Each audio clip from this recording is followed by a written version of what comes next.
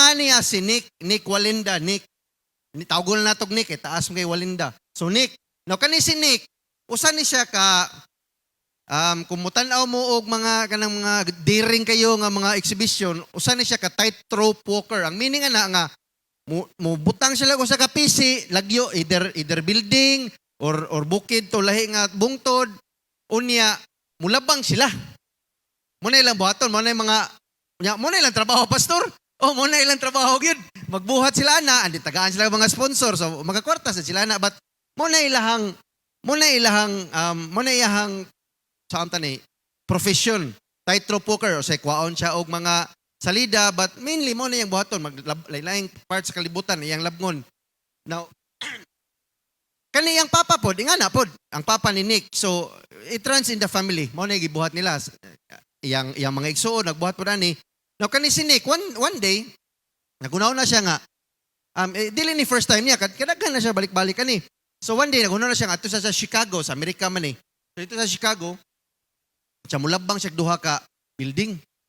Unya usahay, mulabang ra na sila kay para kanang ilalang practice. But kani nga time is nilabang siya kay naay mga charity organization nga namnay mo donate. If you want to donate so muhatag siya ha, iyang ihatag og charity organization. So naa siya kabuhatan niya, dili na buang-buang yang tungtong dito para maglisod-lisod, dili. Nanay mga purpose nga nagibuhat na. So anyway, si Nick, siya mulabang ko ani, buhaton ko ni.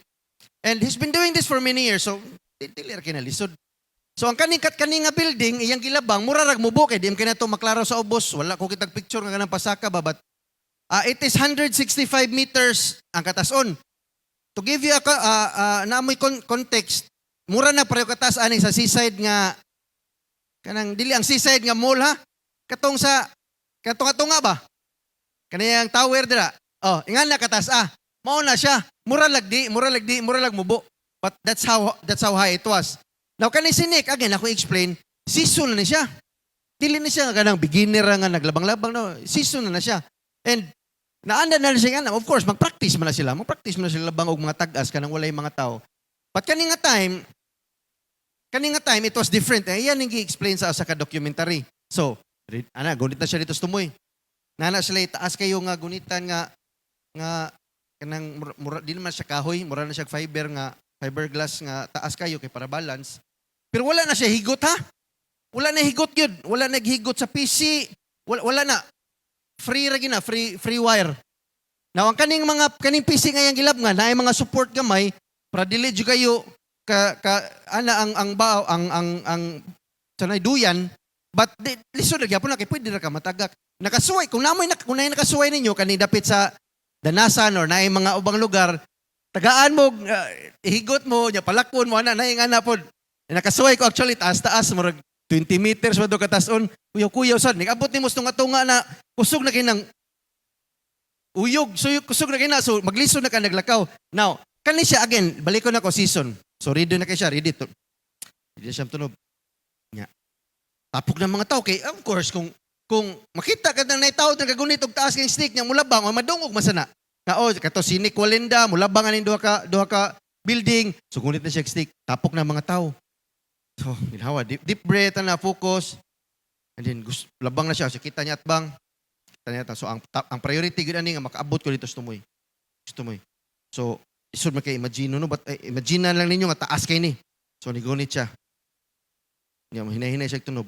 Yung focus, every muscle, every thought niya tanang hunahuna, tanan niyang detalye iya jud gi-focus nga maabot siya dito. Nya mingaw na kay ang mga tao kay mulabang naman siya. Tikang siya. Yung pag ikaduhan niya tikang ring nga cellphone dito sa likod. Unya pag initubag, saba kay nitubag, oy, na-address si Nick kay mulabang niya, saba na kay daghang kay mga nanawag, daghang kay nga picture. Ana, din pagsunod niya tikang. Pagtanaw niya dito sa tubangan, naaydag ko kay dito pit og flag. Kanang go Nick, kanang placard nga padayon Nick kay na we are cheering for you. Gasyagit, padayon. Unya kung wala mo kabahaw ka na, grabe ka na og distraction. Gunit lagi po sneak padayon. Unya katong nga time na Hinahinay na siya, sa naman nila, sugod ang kabaraw. Kay bisan tol again, bisag balik-balikon pa nila practice, at that time, murag naay ni sud sa iya nga kahadlok. Siya, balik ko diri. Nanisod sa iya nga kahadlok, yung anong mahadlok man siya, pastor nga. Iya naman kaning balik-balikon og labang, kapila naman ka na siya nilabang. And that was not the highest. Ang highest pagin niya kay bukid. Anong mahadlok man siya, pastor? Nga kadaghan naman kani, he even di, kung makita ninyo, ka-blindfold na siya. Kay nakalabang na siya mag-blindfold. So dili yung tanalisod para siya ha. Now, ang nahitabo, nganong nisod ang kahadlok. Kay kanisinik, again, isulti ko iyang papa, no? Maom nilang gibuhat. When he was younger, nakita ni Nick nga iyang papa nahulog. Kay nagbuhat ani. Nahulog, namatay. So at that very short moment, nisod sa iyang unahuna nga, what if matagak sad ko? Unya, kung nagbuhat ka og something nga kinahanglan focus, lisod kayo og sudlan kagingana nga nahuna. And in that moment nga nagunit siya nga naay kahadlok, iyag yung gibalik na niyang focus. Okay. Ang number one priority nako makaabot ko ang pikas tumoy. So hinahinay na siya. Iyang gi-black out niyang mga saba. Nya bisan tudog nag-blindfold na siya, kadungog man siya sa mga tao, iyang gi-black out ang tanang tingog. And hinahinay siya, hinahinay. One step at a time. One step at a time. Until pag abot niya sa tumoy, nakaabot yun siya. Nakaabot yun siya, wala siyang tagak. Okay? So, nakaabot siya sa tumoy, pakpak ang mga tao, o biba ang mga tao, gibalitas ni kalibutan, nga nabuhat niya. And ang katong mga ni donate para ato, gitagaan niya sa charity. And so it was a big achievement. Not just for Nick, but even sa charity organization. And all because iyang nakita ang unsagi pinaka-importante nga maabot siya dito, dili man nga katunay ni picture mo, tanaw siya sa ana selfie, wala dili na importante para siya. Ang iya nga makaabot siya dito sa tumoy, kaya di siya tagak. Muna importante sa iya. And many of us here, usay atong kinabuhi, ma-feel na to nga naglakaw ko nga dili tingali nga literal ha, of course. But sa atong paglakaw sa Ginoo ba? Sometimes ma-feel na to nga gusto kita mo all out na sa Ginoo, gusto ko maabot ra jud Ginoo up to the image of God kini mao niya kung gusto nga padulngan, mao ni nga musunod ko sa imuha nga walay straight ra gyud. And we are already andam na kita inigsugo na tog tikang. Ay kana man ding mga distraction sa kinabuhi. Na ay kinahanglan pa man ko mo trabaho. Maglisod ko, kay lisod man kayo dito sa trabaho eh. Daghan kayong mga tentasyon. Kinahanglan pa ko mo eskwela. E dito sa eskwelahan po, kay ang daghan sa mga kalisdanan dito. Naapoy mga emergency nga. Di madyo ko ka-straight ani. Oy, di kay ko kasimba pirmi, kay nagdaghang problema. And so, we feel like na ay mga ingana nga distraction. But what if ang ato ang focus ba nga bisan pag naa ng palibot na isaba ni daghang mga distraction, what if ang ato yung focus nga makaabot ta dito tumoy? What if we actually prioritize unsa ang importante? Kay para ni Nick ang importante makaabot sa tumoy, focus, kita siya sa saktong agianan. What if we learn to prioritize what is important? To fix our attention. Tanaw gitaon sa atong padulngan. Let me give you a verse. Next slide. Seek the kingdom of God above all else and live righteously above all else. And He will give you everything you need. So sa kasagaran na to, nakamemorize ni seek first the kingdom of God. Seek first the kingdom. No. So lahi lang in NLT translation. The kingdom of God above all else. Labaw sa tanan. And if I were to ask you, kinsa may itong top priority? Unsa man itong top priority? Kasagaran tingin na ito, maingon yun nga Ginoo, si Jesus. Di ba? And that's great. In fact, ganahan, mo na yung gusto madungog yun. Kung maingon ta nga atong top priority ang Ginoo, nindot kayo na.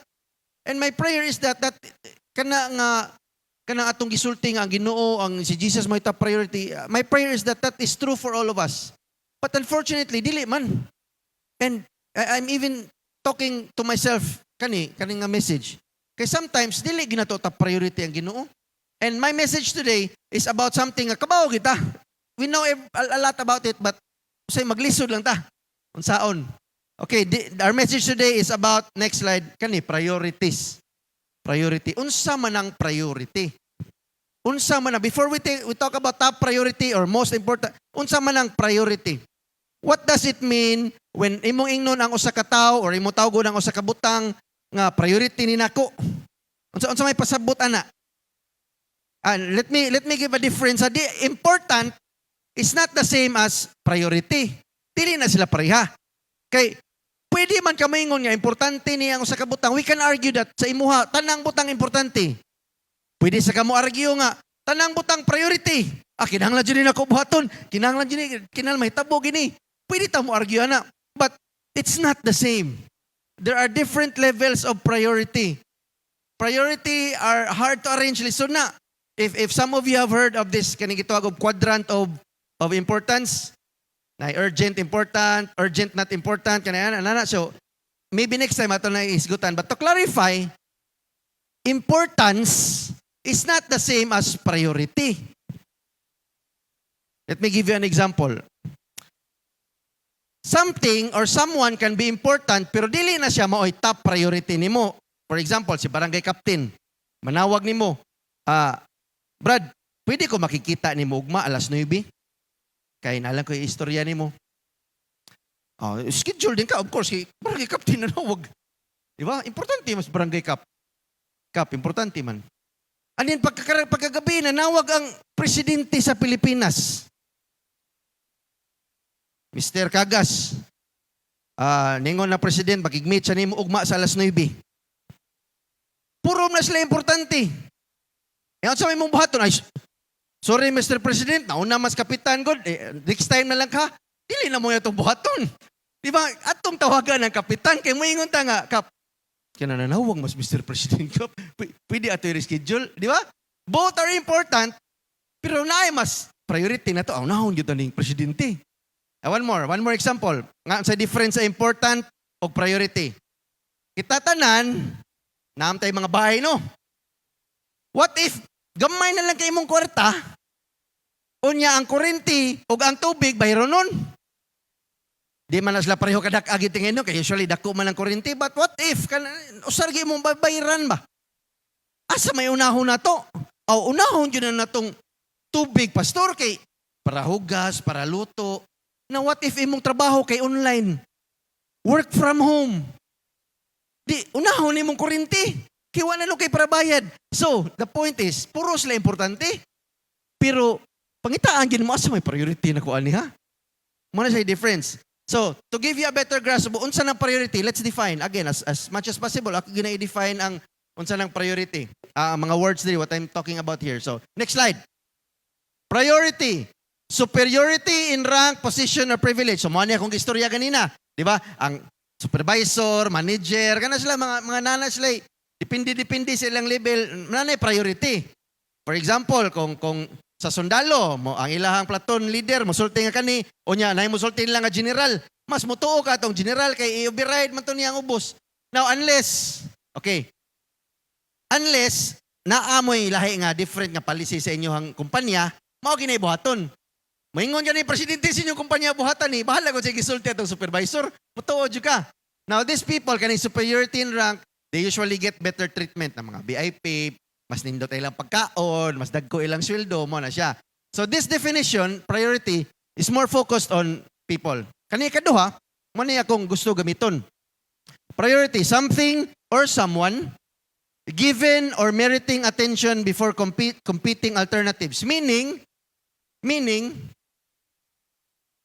na ay butang or tao nga tagaan nimo og mas labaw or mas dakog atensyon kaysa uban nga mga butang or pare-pareha nila. Competing alternatives, meaning nga, pwede ka mo pili po nila pero unaho ni nako siya. Let me give you an example. Mga estudyante, example na niya. Huwag malain na, kasi example ram ni. So for example, next week, exam. Kasagaran to rin, kagihim tago estudyante. Exam. Nya, Nang juga magtuon next week. But ay mo mga amigo, nang imbitar ba? Brad, laag sa taron kay weekend, long weekend, Biyernes pa dong Domingo, pwede ta adto tag layo, adto tag tabuilan, nainindot dito nga White Beach nga, pwede ta dito magsambay. Anya of course, estudyante, unahon na ka nga, nahon na ko ani. Magtuon ba ko or mulaag? Now, for us adults, mga parents, unahon na ta, kasi yun ram kayo nga choice, adto ka sa study, kaya nga nung makasulti ta na, kasagaran to, nakasuhay mo sa good, o giuna ang laag niya. Kabawam ta sa consequence, nga kung mulaag ta ko na, maglisod na ta. But for a student, this is a difficult choice. Nga naman. They are not choosing between pass or fail. Dili na, ang priority is not pass or fail. Ang priority, ani nila ron nga gipili, akong mga amigo or akong eskwelahan. Kay in their age, in their stage nga estudyante, dako na consideration nga naman pastor. Okay, mo study sila. Pass sila sa exam, dagko sila grado. Pero di na sila maimbitar sunod og laag. Ayo killjoy na siya, di na siya imbitaron. And for a student, that's a big deal. Nga, wa na siya amigo, di na siya imbitaron, di na siya, okay ra na dong. Nga kita, mga parents, mga natin okay ra dong, daghan pa kag mga amigo makitaan. Sometimes, di na to makonsider nga, para sa iya, big deal na. Kay pwede sad, maingon siya nga, nahon sa na kong laagoy, kay kani mga amigo na ko, lifetime na rabanin ako nga mga amigo. Kung magkalisod ko, manabang ni sila. Kanang eskwela, nakatuon na bitaw ko sa una. Hopefully, makapasar ako, ana. It's a big consideration. Students need to choose unsay top priority para ilaha. Now, again, for adults, kabota, tutas tuon. Na may timeline nila, but for them, that's a decision that they have to make top priority.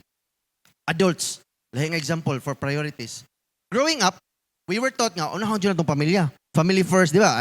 As nakuha na ito gikan sa Spanish, nga culture is pamilya. Kung pwede gani, tapok lang mo pamilya tanan sa usa ka bahay, way pahawaon na, maminyong bata. Ang apo, dira gina sa kabay, kay pamilya may unahon. And when we got married, atong gisulti sa atong pares, pamilya akong unahon. Unahon jud ta mo, timan. And family will always be a priority. Mo na isulti na to. But when the years go by, kana mo kalisod nagpili, sa iyong pasabot. Kasi maglisod na tagpili sa atong trabaho or negosyo over sa pamilya.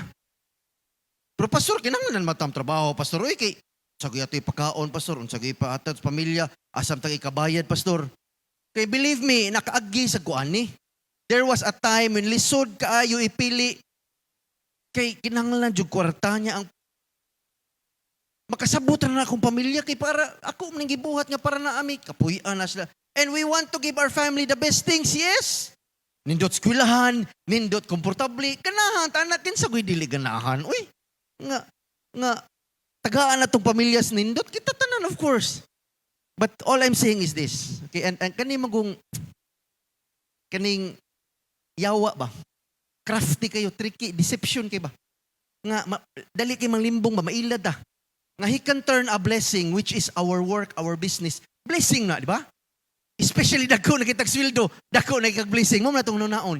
He can turn that and then mahitabo, he will steal the time. Wala na kay time sa imong pamilya.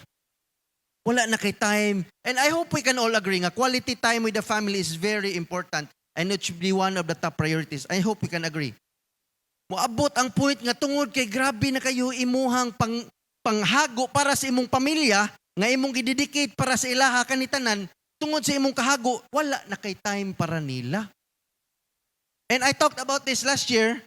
In fact, murag sa Labor Day, mo tunawag istorya, work. Yes, kinahanglan ta mo trabaho. Again, ayaw mo gunahon na nga di mo trabaho. But our work has a greater purpose. It's not just to feed our family. It's not just para na money, para emergency. No.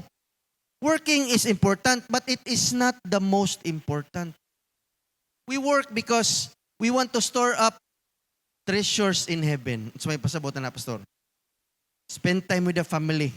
Nga naman, kaya imong pag-spend time sa ilaha, mag-devotional mo, mag-istorya mo, kana siya, dili man na mawala, gikan sa mga bata. Ila nang mahinumduman until sa ilang katigwangon. Kabaw mo unsay di nila malimtan. Kung wala ta dira, wa man permis mama, wa man permis papa. on him duman and trust me, nakaagi ko ani. Because there was a time hindi ko muli oy kay adto ko sa ministry pirme. Pastor, pang Ginoo na pastor. Yes, mo gali na, mo gini akong kirason sa una. But God has entrusted your kids to you. Inyong mga bata gihatag sa Ginoo sa inyo ha. So we should take care of them in all areas sa ilang pagpatubo. Tanan nga area. So again, this word, priorities. Next nga slide. Priorities kani. How do we align our priorities? Unsaon man nato pag-align sa atong asam jud unahon no pastor? Okay, kana nga detalye para na sa part 2 which will be in a couple of weeks, but today akong i-remind ninyo ang top priority. Our top priority is God. Okay, there's no question. Hopefully nakasinabutan ni agrita na nga ang top priority is ang Ginoo. And I hope you feel the same way. So ako lang i-remind ninyo nga pastor, usahay mapadaplin maguna mo pastor, say mauna na mo ni mga butanga but love gyapon ako si Lord. Oh, reminders lang ni. Kay kita tanan igo bato-bato sa langit, igo tatanan. Okay, appeal ko ani. So, reminders lang ni nga how to refocus atong top priority balik sa Ginoo. And then kato mga detalye sa ano to pag-realign sa atong priorities during sa next nga part sa message. Okay? Here's the reminders. Number 1, top priority. How to align our priorities. Number 1, it's a matter of the heart. Our relationship with God, diri ginam so good. Okay? Most of us here have a relationship with God. Nana, if wala pa, I hope nga someday you can come to a resolution, imong makita ang kaayos Ginoo. I hope someday makaila kas Ginoo if wala kay relationship sa iya ha. I hope nga naay buhaton nga circumstance ang Ginoo nga makaduol ka sa iya ha. And that's my prayer nga all of us will have a real intimate relationship with God.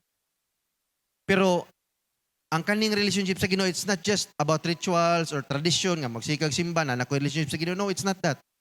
Okay? In fact, musimba ta, muhatag ta, mubuhatag maayo tungod kay naatay relationship sa Ginoo. Mo nay rason nga numubuhat ta aning mga Kristohanon nga mga binuhatan tungod kay naatay relationship. Atong klaro na. Ang imong pagbuhat aning mga pagsimba, pagkanta Christian, pagampo, pagbasag Bible, dili tungod kay para ma-Christian ka or para na kay relationship sa Ginoo. No, it's because naa na magug kay relationship sa Ginoo. That's why I want to talk to Him. Mubasa kog Bible, muampo ko, maminaw ko mga worship songs. Kay gusto ko makibaw og more pagid sa Ginoo. It's only when you enter into a relationship with God, ma-realize nimo nga Ginoo gid akong unahon. So here's a verse. Matthew 22. Next slide. Jesus replied, love the Lord your God with all your heart and with all your soul and with all your mind. Now, ang background ani is naay usa ka teacher of the law, tawag nila ni, or naay usa ka dato nga niduol nga ningon siya nga unsa man gid pinaka number 1 nga balaod. Kay daghan na makitog balaod, 600, 700 ka balaod, whatever nga sa ilaha. So unsa man gid pinaka number 1? So mo ni gisulti ni Jesus. Love the Lord your God with all your heart, with all your soul and with all your might. All your mind. And then gisundan din ni Jesus sa katong this is the greatest commandment. And again, wala tay argument. Mao gini, di ba? Sakto gina pastor, may problema na. Love the Lord your God with all your heart, all your soul, all your mind. So in short, God should be top priority. First, highest, foremost, primary priority siya na. Pero sa may pasabutan nga verse, love the Lord your God. This means nga kinahanglan walay butang or walay tawo nga mas mulabaw sa Ginoo. Kabaw na mena pastor. Kabaw na mena. Nga kinahanglan Ginoo gi atong unahon. There is nothing we value. Of course wala pastor. Now there was a message I did katong pagsinulog Sunday. Gitaytulan akong idols nga akong gisuwat there is a board and in fact I'm going to show it. Mao ni mga modern idols nga sometimes we take for granted nga nahimo na nitong idol. Pwede na ko ipakita. Next slide. Mao ni siya ang istorya nako about mga modern idols ba. Nga dili na magunahon na ang nga idols kanang statua or painting or whatever nga tangible nga makita din nimo nga aka na siya Dios kani mga Dios po ni sa itong kinabuhi. And again, I talked about this a few weeks ago and dili lang nako ibalik. But a lot of us have idols in our lives. Ya kani usahay mahimo na tong idol. Basically, mao ni definition sa idol is something or someone more important to us than God. Mao ni idol. Kung mas importante gani sa imuha nga imong trabaho kaysa Ginoo, then idol na nato. And by definition again, not necessarily evil ning mga butangan, no. Wala ko magingon niya daotan na, oy. In fact, puro na mga nindot ng mga butanga. Kasagaran, puro nindot. Kung gamito na to ba sa context nga, ang Ginoo may unahon na to. Pero, kung kanina ganitong unahon, anything or anyone can be an idol. Kung mas taas. And if naatay o sana, saan na to pagkabawa, pastor? Tanawon lang nimo asay mas daghag time nga imong gihatag. Nabay o sa ani nga mas daghan kag oras kaysa imong sa Ginoo, then that may be assess imong galingon. That could be one of the idols na sa imong heart. And that is taking priority. Instead nga Ginoo atong itap, basig na usa ani nga mo na atong na top priority. So it's a matter of the heart. Check your heart. Check your heart. Now, next nga slide. Number 2, kato, matter of the heart, matter of the mind. With all your heart, with all your soul, with all your mind. Now, our minds, mag-istorya ta og psychology, na yung mga theory nga, pariharam ko na, poetic ram na pagkasulti ng heart og mind. Kanang mind ni mo, maunam ko na yung heart kay, of course, ang heart, di ba, kanahon na. Di ba, wap na yung mga dili na maka-analyze ang imong heart. Kana kung ano na siya mura na may poem ba or metaphor. But gilahi na sa katong verse with all your soul, with all your heart, with all your mind. Gilahi niya nga naman. Because ang ganim kung ang ato ang kasing-kasing mao na murag central. No. Now kaning mind is abot na rin sa mga detalye. And we live in a world nga daghan kay information. Itong utok sa cellphone gali nato. Masud na tanang libraries tibuok kalibutan, pwede na nimo tan-awon sa cellphone. Bombarded with information, with distraction, and a lot of mga philosophies o mga beliefs sa kalibutan. And again, not all of them are bad. Daghag mga maayo. But here's the thing. Usahay, atong ma-priority na ang laing mga butang nga dili na pang Ginoo. Here's a verse in Colossians. Next slide. Colossians 3. Next slide. Set your minds on things above, not on earthly things. Set your minds on things above, not on earthly things.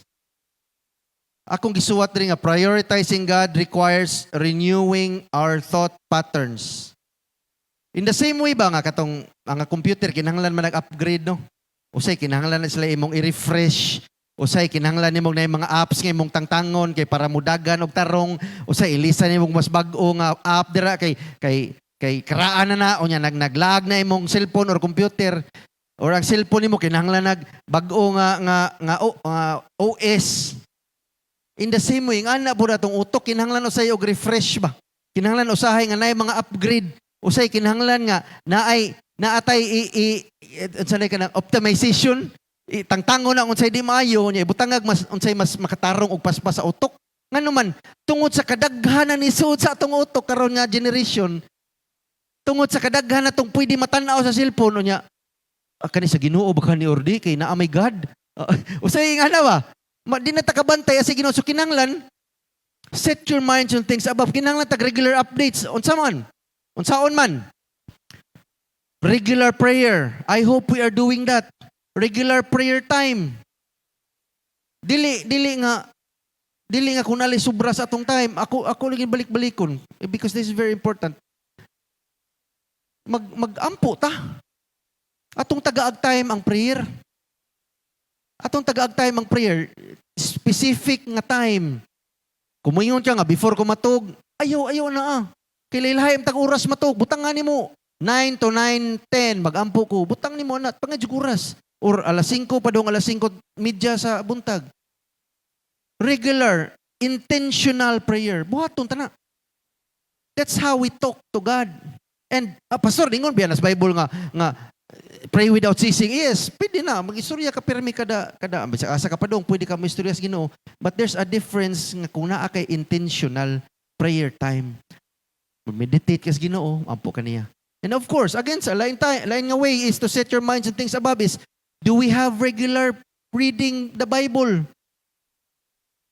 Reading the Bible. Na ato'y time nga, hatag ko dari og katong murag Bible, one book ram gayta ito sa James ba to? I hope nga natiwas na to, kay usara to kabuan. Nindot na mo hatag sa tiglain na to, no? Kay para naa sa plan nga masunod na to. Kung wala mo'y Bible sa bahay, again, ingnami kay hatag tag Bible.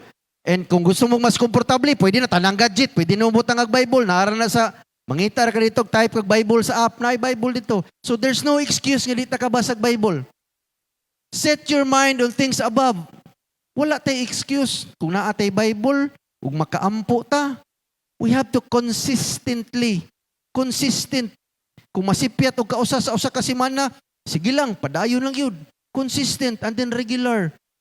Because again, ang ihawa, maayo kay na mo liso-liso sa mga butang. Thousands of years na mas, kung mayon ka nga ma-outsmart ni mo ang yawa, dili, uy, ka-bright. Grabe na kayo siya experience. Siya, kanay sa tawhana, kabaw na kon sa weakness, ani, kani. Bisag ikaw, wag kabaw nga weakness na nimo, siya kabaw na. He is very cunning and he can tempt us. Tintalon ta niya, nga instead nga maon niya itong priority, mapadapli na to. Iya tang tintalon, kaya kabaw man siya asa ito sloko, asa may sa kanis Romil, sa may masayo na niya. And he will tempt us to realign our priorities. Nga ang Ginoo, manaog siya sa level. Now notice I use the word tempt. Ano man? Because here's the thing. Ang yawa, especially if naatay relationship sa Ginoo, kutob ra gina siya sa tintal. Okay? Ang yawa, butangan ako waiver ha. Kani, kung naa na mo'y relationship sa Ginoo, imong gisurrender, imong kinabuhi siya imong hari. Ang yawa, di na siya makapugos nimo og buhat og sala. Kung priority galina nimong Ginoo, gusto jud ka nga ang Ginoo malipay sa imong kinabuhi, tintalon ta siya wa. Yes, kay mao man na iyang trabaho. Ang kung di siya manintal, amo retire na siya. Pero mo na iyang trabaho, manintal, testingan ka, mao ba ni, uy, kani. Di ba? Ang katok, kinamdo mo ang gitintal sa yawa ni Iba. Bati itong butanga. Kanindo to.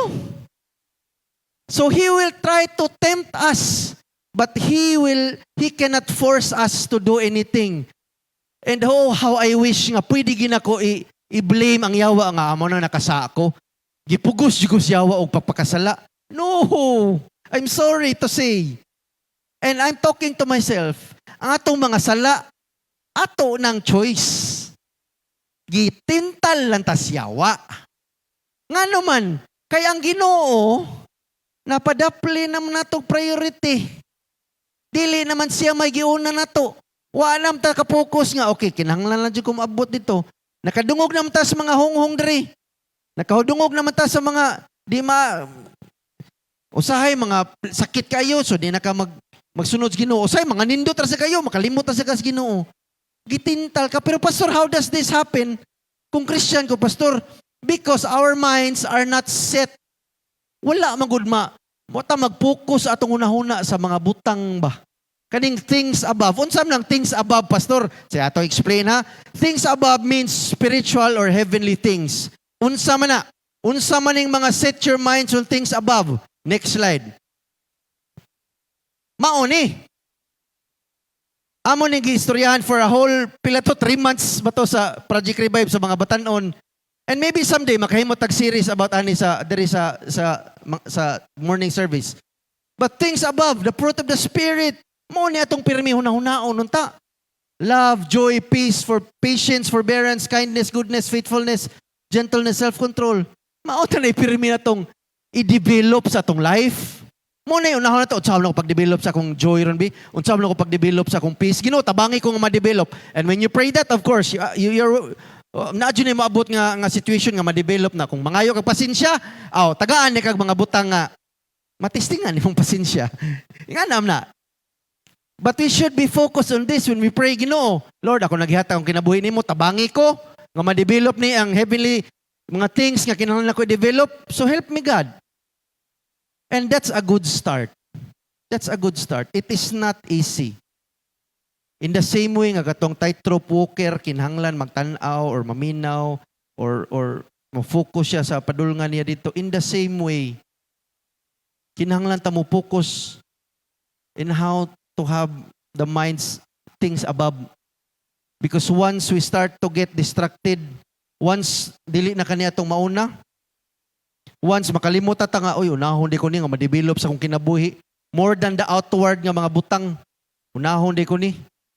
Once makalimutan na, ma-distracted ta, mapariho ta atong ninik nga, daghan na distraction sa iyang utok, di na siya katikang. So, ang gibuhat niya is iya sang gihawan. Set your minds on things above. And when we set our minds on these higher things, dira na magsugod nga ma-align to atong mga other priorities. Kay unahon man atong Ginoo. Inig ma-develop ni nato, I will guarantee you, ang tanang mga priorities nato nga naglibog taon saon, kabalo na kaon saon pag-align. But unahon ni nato. Kay mao ni gusto sa Ginoo nga atong unahon things nga dili makaon sa mga anay. Kaning mga butanga, these are eternal nga mga butang. Heavenly things. Only then will our priorities align. But again, unahon na to. And this will lead to a more fulfilling life. It will lead us to grow from faith to faith, different levels. Set your minds on things above.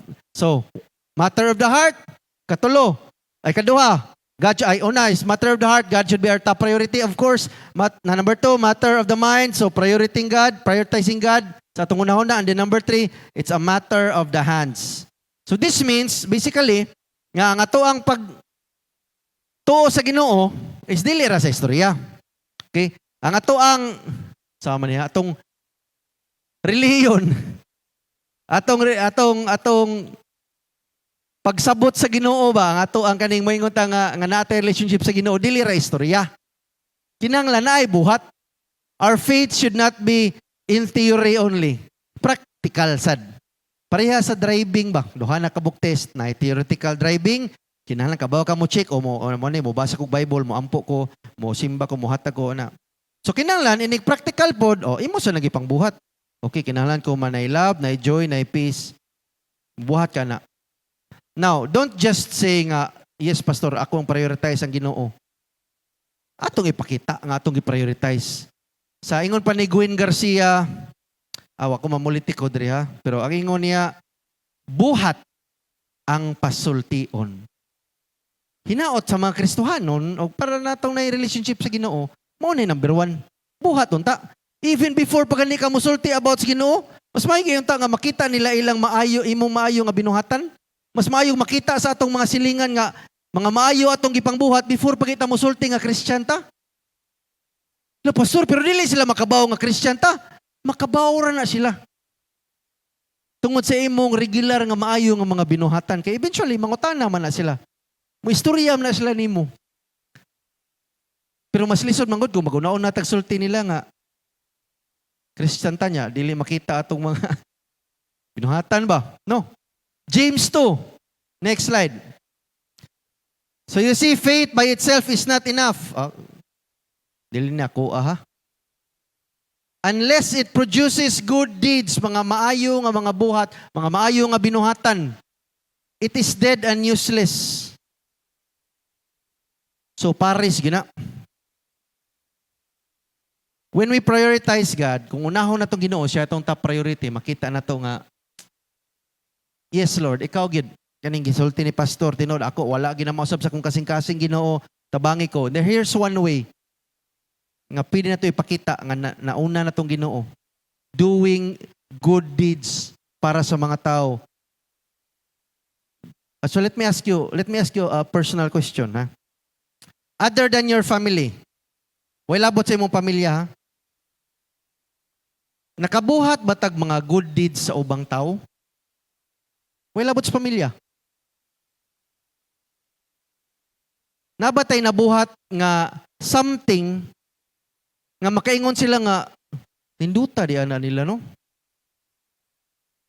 When was the last time nga you sacrificially gave something gikan sa imuha, gikan sa imong bulsa, para makatabang kag tao nga naas panginahanglanon? When was the last time? Kung di nagayta kahinomdom, pwede na to sugdag balik. It's not too late. Yes, praying for them is good. Maayo na. Muampo ko para nimo, brad. Pero nanas bersikol, nanas Bible. Kung moingon ka nga, muampo ka para niya, wa kay buhaton. It's not enough. When was the last time nga natin gibuhat nga maayo para sa laing tao, eh?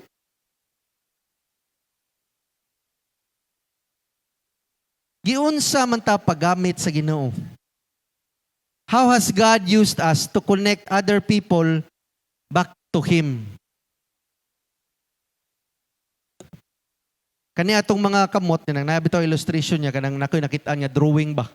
Nagdupa ang tao, unya ang there is pikaside, nagbira siya sa mga tao, unya there is pikaside ang cross. Yang gibira ba, mura siya gadupa, mura siya gi-cross. Our hands should bring them closer to God. Kani atong mga binuhatan should bring people closer to God.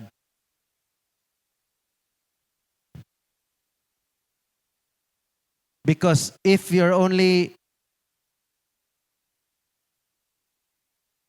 doing Christianism nga kanang normal ba ni katong buhaton para nato, it's not enough. Buhat ta para sa uban, bubuhat tag maayo para sa uban. And so, how many, let me wrap up ko, mag-wrap up. How many of you have heard of this word? Kani, next slide. Next slide. Kani nga word, stewardship. Stewardship. Asa man ta nakadungog ani? Way labot sa kani sa mga barko tingi. So asam talay nakadungog ng stewardship. Panagsara kay no? This means nga stewardship means managing something, either kwarta or yuta or anything nga gihatag sa imuha, gi-entrust sa imuha, imong gi-manage og maayo. Now, kani stewardship can be good stewardship or bad stewardship. But stewardship here, what I mean is, naay gihatag ang Ginoo sa ato nga mga resources, whether kwarta, talents, whatever, gitagaan na gihatag ang Ginoo sa ato nga something nga pwede na to gamiton para ang mga tao nga wala makailas Ginoo. Wala sila experience about God, wala sila idea unsa ka maayo ang Ginoo. Stewardship means using everything that we have, tanan nga naa nato, pwede na tong gamiton para makabaw ang mga tao nga higugma sila sa Ginoo. This is why nahitabo gali ni ang cross para ma-restore ang relationship sa mga tao balik sa Ginoo. Maunay rason nga nung nanaog si Jesus sa kalibutan para mo live among us and to die for our sins. Kaya para ang relationship mabalik and mag-communion man taron. It is a good way to celebrate and to remind ourselves nga kinsa ram taong ko nga ang Ginoo ni sacrifice para nako. So the least I can do is make Him the priority. And we need to tell others about this good news. And prioritizing God means using everything that we have. Whether our talents, whether our time, and finances para sa iyang kahimayaan. And diri ko muundang. Sa sunod nga mensahe, I will be using this word. I will talk about how to be good stewards. And time, talent, yes. But more specifically, unsaon man nato nga mahimong good stewards atong money nga gi-entrust sa Ginoo sa atoa. And so, that should be exciting. So again, next slide. Let's not confuse, okay? Let's not confuse priorities o importance. Pwede na to isulti nga tanang butang importante. Priorities. And here's one thing again. We can't prioritize God nga. Ginoo, unahon ti ka diri nga part sa akong kinabuhi, unahon lang ti ka sa akong pamilya, unahon ti ka sa during sa Domingo, pero sa ubang adlaw, Lord, dili lang ti ka unahon. Kay kinahanglan magitag mo sabay sa kalibutan. Ay, kanabit okay ra na ang mudawat tagagmay nga mga illegal kay dili naman na illegal, loophole na may tawag ana, loophole. Dili na siya illegal, loophole. Pwede naman, ayaw lang bang hilabutan niya akong trabaho, Ginoo, okay. Ako maning gamiton man ko ni sa maayo. When you prioritize God, it has to be every area of our life. Let's not confuse, okay? Let's not confuse God as being important. Let's have God as the top priority. Nga unahon siya sa tanang area sa atong life, sa trabaho, sa eskwela, sa pamilya, sa atong mga laag, sa atong mga relationship, boyfriend, girlfriend, marriage relationship, unahon na to siya. Because either you prioritize God with all of your life, or wag kita mag-prioritize sa Ginoo. So mao nang karon nga mensahe is about prioritizing God first, and then next time na tong different nga mga priorities. So let me end with this verse, and hopefully we have been challenged to give God the top priority. Next nga slide. Let me read this verse and then I will close in prayer. Love the Lord your God with all your heart and with all your soul and with all your mind. Let that be our prayer.